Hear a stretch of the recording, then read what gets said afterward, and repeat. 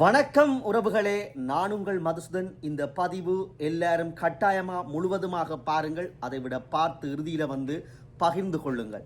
என்ன விஷயம் என்றதை இதுக்குள்ளால நாங்கள் பார்க்க போறோம். ஆமாம் உறவுகளே, சுவிஸ் குமார் என்கின்ற நாமம் உங்கள் அனைவருக்கும் தெரியும். மாணவி வித்தியா படுகொலையில, அதுவும் ஒரு தீவக பிரதேசத்தில் தான் நடந்தது. அந்த ஒரு பாலியல் துன்புறுத்தலுக்கு பிறகு படுகொலை செய்யப்பட்டு இன்றைக்கு சிறையில் அடைக்கப்பட்டது. அந்த நேரம் சுவிஸ் குமார் என்றால் அனைவரும் தெரிந்தபடியும் அதுவும் தீவகம்.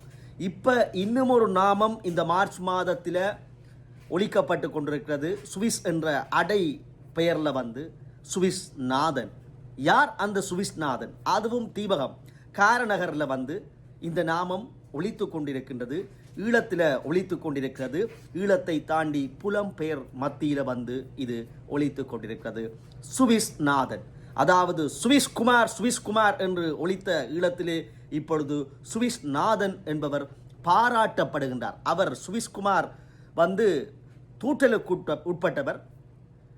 இது மக்களால் வெறுக்கப்பட்டவர். அவர் இங்கே சுவிஸ் நாதன் என்பவர் மக்களால் பாராட்டப்படுவதும் கௌரவிக்கப்படுவதுமான ஒரு செயலை செய்திருக்கிறார். என்ன செயல் என்று பார்த்தோமென்றால், ஆம், மானுட பிறவியிலே ஒரு மகத்தான பணியை சுவிஸ் நாதன் என்கின்ற அழைக்கப்படுகின்றவர் சுவிஸிலே இருந்து வருகை தந்து காரநகர் மண்ணிலே பெரும் உதவி திட்டத்தை வழங்கி இருக்கிறார். என்ன என்று பார்த்தோமென்றால், காரநகர் மணற்காட்டு அம்மன் ஆலயத்தினுடைய 6ஆம் திருவிழா. அந்த திருவிழாவினுடைய நன்னாள் மார்ச் 9, 2026 காரைநகர் பிரதேச செயலகத்தினூடாக அந்த சுவிஸ் நாதன் என்று அழைக்கப்படுகின்ற அந்த அண்ணன், அவரை நாங்கள் அண்ணன் என்று குறிப்பிட வேண்டும், மரியாதை கொடுக்க வேண்டும். என்ன செய்திருக்கிறார் தெரியுமா? இன்றைக்கு போட்டிக்கு போட்டியாக எத்தனையோ ஆலய திருவிழாக்கள் நடந்து கொண்டிருக்கிற இந்த லட்சங்களை கோடிகளை கொட்டி பெரும் விளம்பரங்களை ஏற்படுத்துகிற ஆலய திருவிழாக்களுக்கு மத்தியிலே 750 லட்சம், சும்மா இல்ல, 1 லட்சம் அல்ல, 2 லட்சம் அல்ல, 10 லட்சங்கள் அல்ல, 1 கோடி அல்ல, 7.5 கோடி, 750 லட்சத்துக்கு ஒருவருக்கல்ல, இருவருக்கல்ல, சுமார் 25 குடும்பங்களுக்கு வீடுகளை கட்டி கொடுப்பதற்கு முன்வந்து அந்த பயனாளிகளை கூப்பிட்டு, அதுவும் தான் தோண்டித்தனமாக செய்யாமல் பிரதேச செயலகம் ஊடாக அணுகி உண்மையிலே தேவைப்பாடு உள்ளவர்களுக்கு, இல்லம் ஒன்று இல்லையே என்று கனவில் இயங்கினவர்களுக்கு, உண்மையா போய் சேர்பவர்களை சுயாதீனமாக தரகர்களை வைத்து இனம் காணாமல் உதவி செய்ய வேண்டும் என்று தனிப்பட்ட நபர்களின் ஊடாக இதென்றாமல் ஒபிசிலாக போய் காரநகர் பிரதேச செயலகம் ஊடாக அவர் இந்த உதவி திட்டத்தை அந்த 6ஆம் திருவிழா, மணற்காட்டு அம்மன் ஆலய திருவிழாவின் நன்னாளில் வழங்கி வைத்திருக்கிறார். இதுதான் இன்றைக்கு பாராட்டத்தக்க விடயமாக உங்கள் முன் நாங்கள் ஒப்புவிக்கிறோம். ஏனென்றால் இன்றைக்கு புலம்பெயர் தேசத்தவர்கள் அங்கே இருந்துவிட்டு ஆலயங்களுக்கு அதிகளவு மணியை, அதாவது காசை அனுப்பி இருக்கிற குலதெய்வம் என்றா அது ஒரு அரச மரத்துக்குள்ள ஆலமரத்துக்குள்ள இருந்து ஒரு சின்ன கொட்டகைக்குள்ள கும்புறதான் குலதெய்வ வழிபாடு. அதுக்கே பெரிய கோபுரங்கள், மண்டபங்கள், வசந்த மண்டபங்கள் எல்லாம் கட்டி, வைரவர் என்பது ஒரு காவல் தெய்வம், அது தமிழர்கள் கும்பிடுகின்ற காவல் தெய்வம். இப்போ உள்ளூருக்கு இருந்த சின்ன கொட்டகை வைரவர் கோயில்கள் கூட இன்றைக்கு ஏட்டிக்கு போட்டியாக, ஒவ்வொரு சமுதாயங்களும் ஏட்டிக்கு போட்டியாக பெட்டி மெடுப்பில் கோபுரங்களும் மாட மாளிகைகளும் பிளாட்டுகளும் வசந்த மண்டபங்களும், அதை விட அதற்கு திருவிழாக்களும் எடுத்து பெரும் கொண்டாட்டங்கள் கொண்டாடி கொண்டிருக்கிறார்கள். அதை விட புதுவிதமாக வட இந்திய எங்களுக்கு அறிமுகம் இல்லாத பெரும் தெய்வங்களை எல்லாம் கொண்டு மானுடர்களை தெய்வங்களாக அலங்கரித்து 2009க்கு முன்னர் ஆரண்டே தெரியாத தெய்வங்களை எல்லாம் உட்புகுத்தி பெரிய வான வேடிக்கைகள் காட்டிக்கொண்டு இருக்கின்றார்கள். அதை விட இருக்கிற கோபுரத்தை இடித்து புது கோபுரம், எல்லாம் மண்டபங்கள், புது மாட மாளிகைகள் எல்லாம் கோவிலுக்கு கோடி கணக்கிலே கொடுத்து தாரை வார்த்து கொடுத்து கட்டி முடித்து மணி மகுடங்கள் பெரிய அளவிலே கோடி கணக்கில் கும்பாபிஷேகங்கள் எல்லாம் செய்து முடித்த பின்னர் பார்த்தால், அடுத்த திட்டம் என்ன என்று அங்கே ஆலய நிர்வாகத்திலே கூடி கதைத்தால் எல்லாம் முடிந்து விட்டது. அடுத்து என்ன செய்வோம்? கோவிலுக்கு 1 கிலோமீட்டருக்கு அங்கால் இருக்கிற அந்த பிரதான வீதியில பெரிய ஒரு வரவேற்பு மண்டபம் வளையம் அமைப்போம், அதுக்கு 5 கோடி 10 கோடி ஒதுக்கி கட்டி, இது முடிந்தால் அந்த தெருவுக்களால் வர்ற அந்த முச்சந்தியில ஒரு பெரிய வளைவு வைப்போம் என்று போட்டி போட்டு செய்து கொண்டிருக்கிற காலம் அதை விட இன்னும் ஒரு விஷயம், ஊருக்குள்ள போய் திருவிழாவுக்கு பெரிய ஒரு 2 கூட்டம் மேளம் பிடிக்காம பெரிய பந்தா காட்டுவதற்கு, வெளிநாட்டுக்காரரான என்று காட்டுவதற்கு 10 கூட்டம் 20 கூட்டம் மேளங்களை பிடித்து பெரிய ஒரு கொஞ்ச நேர திருவிழாவுக்குள்ள பெரிய கூத்துக்கள் கோடிக்கணக்கில் கொட்டி செலவழிக்கிறது. அதை விட இப்ப பெரிய ஒரு பந்தாக்கள் நடந்து கொண்டிருக்கிறது. என்ன தெரியுமா? அங்கே யானைகளை வளைப்பது பெரிய புதிய விளையாட்டா இருக்குது. வடமாகாணத்தில் யானைகளை கொண்டு சோக்காட்டுறது. அப்படித்தான் கடந்த வருடம் தாவடியில பிள்ளையார் கோயிலில் சோக்காட்ட வலிக்கிட்டு பெரிய அவலம் நடந்ததை பதிவிட்டிருந்த நாங்கள் பல லட்சக்கணக்கான பார்வையாளர்கள் பார்த்து பகிர்ந்திருந்தீர்கள். யானைகளை வச்சு சோக்காட்டுறது, தீப்பந்த நடன விழாக்களை காட்டுறது. அதை விட இன்னும் ஒரு விஷயம், இந்த சூப்பர் சிங்கர் என சொல்லப்படுகிற அல்ல சரிகமவா அங்க பாடின ஆக்களை செய்யத்தான் வேண்டும், வாய்ப்புகளை வழங்கத்தான் வேண்டும். பூங்காவனம்க்கு தான் முந்தி ஒரு கோஷ்டி வைப்பார்கள். அதில் உள்ளூர் கலைஞர்களை கொண்டு ராகம் இசைக்குழுவோ அல்லது அருணா இசைக்குழுவோ கூப்பிட்டு வைப்பார்கள். அல்லது தவில் நாதஸ்வரங்கள் சங்கமிக்கும், வில்லிசை நடக்கும், போய் ஆர்வமாக பார்ப்போம். பட்டிமன்றம் நடக்கும். எங்கேயாவது ஒரு கோயிலில் உள்ளூர் கலைஞர்கள் இசைக்குழுவை கூப்பிடுவார்கள். இப்போ என்ன நடக்குது? புலம்பெயர் ஆக்களுடைய நிதிகளை பெற்றுக்கொண்டு அவர்களும் நேரடியாக தங்கண்ட ஒவ்வொரு திருவிழாவுக்கும் போட்டி போட்டுக்கொண்டு சூப்பர் சிங்கர் சரிகமபா என்று எல்லாம் அழைத்து கோடி கணக்கில் கொட்டி திருவிழா நடத்துகிறார்கள், கும்பாபிஷேகம் நடத்துகிறார்கள். திருவிழாவும் கும்பாபிஷேகம் நடத்தக்கூடாது என்பதில்லை இந்த கருத்து. அப்படி கோடியாக கொட்டுபவர்கள் அந்த ஆலயத்தின் சுற்றுவட்டாரத்திலே இருக்கிற இனம் காணப்பட்ட அங்கே கடவுள்கிட்ட ஏங்கிக் கொண்டிருக்கிற கல்விக்காக, பொருளாதாரத்துக்காக, நல்ல உடுபுடவைக்காக, சாப்பாட்டு பண்டங்களுக்காக, ஒரு ஒழுக்கு அல்லாத கூரை வீட்டிற்காக ஏங்கி அந்த கடவுள்கிட்ட ஒவ்வொரு நாளும் கும்பிடுற அந்த குடும்பம் அங்கதான் இருக்கும். அந்த ஆலயத்தை சுற்றுவட்டாரத்தில் இருக்கும்.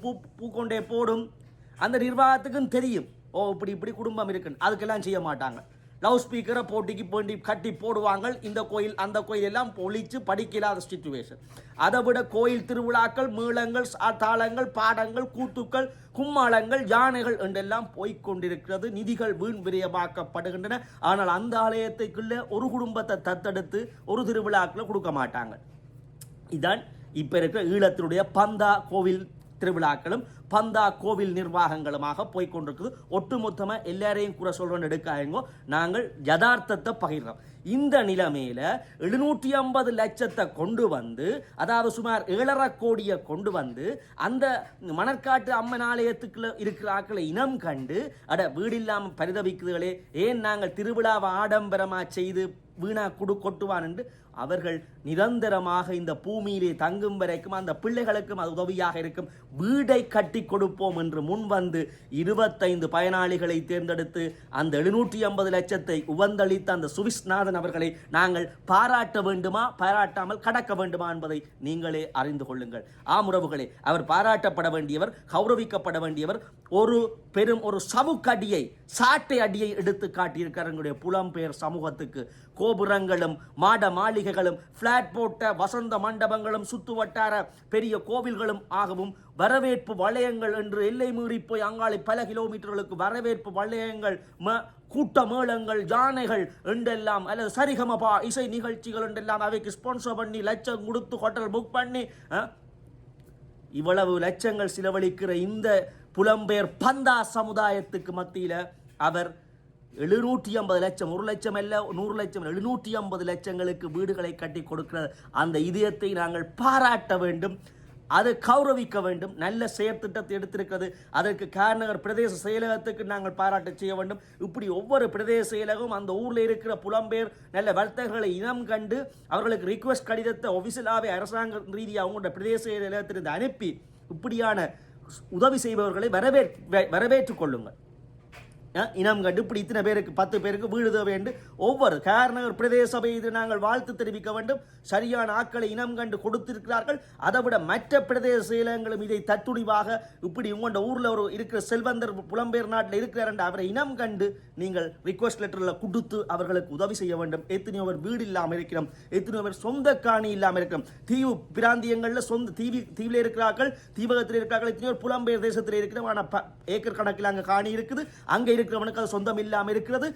புல்லுகள் பற்றைகள் வளர்ந்து எதுவுமே இல்லாமல் இருக்கிறது. ஆகவே அங்கே கனடாவில் இருந்த ஒரு அம்மணி ஒருவர் பல ஏக்கர் காணிகளை தீபகத்தில் இருந்த கணவருக்கு எழுதி கொடுத்திருந்தவா வீடுகளுக்கு பிரித்து இருங்கோண்டு.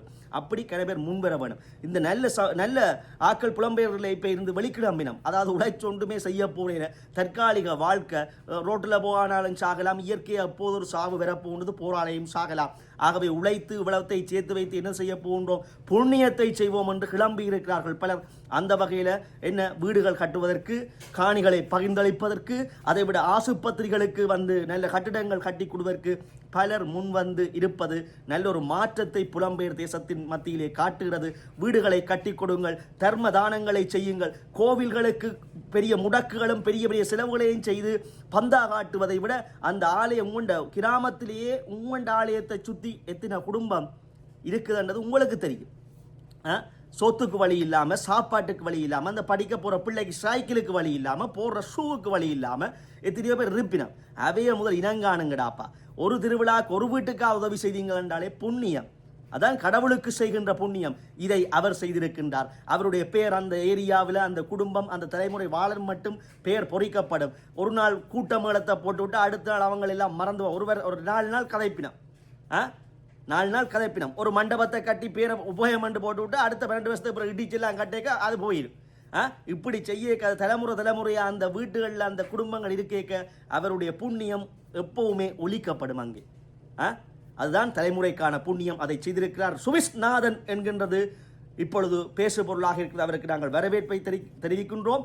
இந்த பதிவை பார்க்கின்றவர்கள், புலம்பெயர் தேசத்தில் இருக்கின்றவர்கள், உங்களுடைய திருவிழா செய்ய போகிறீங்களா, அல்ல வெக்கேஷனுக்கு போறீங்களா, கொஞ்சம் காசு ஒதுக்கி கொண்டே யாராவது கஷ்டப்பட்டதில் உங்களால் முடிந்தது நீங்கள் நேரடியாக போய் பார்த்து வீட்டை கட்டி கொடுங்கள், அல்லது அறகுறையில் இருக்கிற வீட்டுக்கு உதவி வேணுமென்றா கொடுங்கள். அதுதான் புண்ணியம். கல்விக்கு உதவி செய்யுங்கள். நேரடியாக போய் நீங்கள் பார்த்து அங்கே இருக்கிற பிரதேச செயலகங்களுக்குள்ளான தரவுகளை உண்மையாக இடுங்கள். இடைத்தரகர்களை வைத்து செய்யாதீங்கள். மோசடிகளுக்குள்ள போகாமல் நேரடியாக பிரதேச செயலகங்களுக்கால போய் தரவுகளை பெற்று நேர போய் ஒருக்கா போகல உதவிகளை செய்யுங்கள். இதுதான் மானுட பிறவியின் ஒரு மகத்தான புண்ணியமான செயல். ஆகவே சுவிஸ் குமார் என்கின்றது ஒரு அவப்பெயராக இருந்தது. இன்றைக்கு சுவிஸ் நாதன் என்பது ஒரு சிறப்பு பெயராக ஈழத்திலே மாறியிருக்கிறது. இன்னும் பலர் சேவைகள் செய்ய முன்வர வேண்டும். இறை அருள் அந்த குடும்பத்தை கிட்டும். இதுதான் உண்மையான இறை அருள். இறைவன், அதாவது அந்த மணற்காட்டு அம்மன் ஆலயம் வந்து இவ்வாறான முறையில் இறையருளை அந்த குடும்பங்களுக்கு செய்திருப்பதை மகிழ்ச்சியாக பார்க்கின்றோம். இதுதான் இறையருள். மணற்காட்டு அம்மன் ஆலயத்தினுடைய இறை அருள் அந்த குடும்பங்களுக்கு கிடைத்திருக்கிறது. மீண்டும் ஒரு நல்ல பதிவுடாக சந்திப்போம். பதிவு பிடித்திருந்தால் தவறாமல் பகிர்ந்து விடுங்கள். அதைவிட யூடியூப் தளத்துக்களை போய் நீங்கள் சப்ஸ்கிரைப் பண்ணி பக்கத்தில் மணியை பிடித்தாட்டி விட்டால் மேலும் மணியான தகவல்களை அறியலாம். நன்றி, வணக்கம்.